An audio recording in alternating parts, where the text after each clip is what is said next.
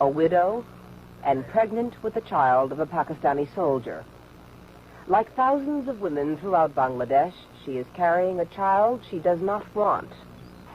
She says that her husband was in the Mukti Bahini. He was a commander of the force, in the village. And this army people were looking for him, and they had broken into her house to take him away, actually. And when they were dragging him out of the house, she started screaming and protesting and crying, trying to hold back her husband. And one of them turned back and raped her in front of her husband, who was forced to sit and watch with guns pointed at him.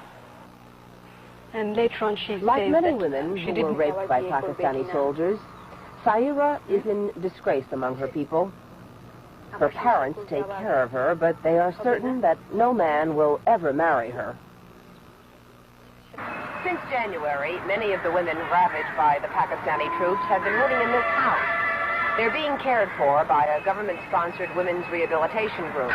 Almost all of the women here are pregnant. They are very young, some only 13 years old. In a few cases, their parents have abandoned them.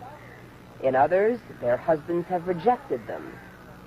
About 70 have had abortions, and those who have had their babies plan to give them away. Most of the girls here were held prisoner by the Pakistani troops in the army barracks. For weeks, each day and each night, they were forced to submit to whatever the soldiers demanded. This is Rushanara, 14 years old and 7 months pregnant. She was abducted from her home in Dhaka and taken to the army barracks, where she remained for 3 months. She says there were nights when as many as 30 soldiers forced themselves on her.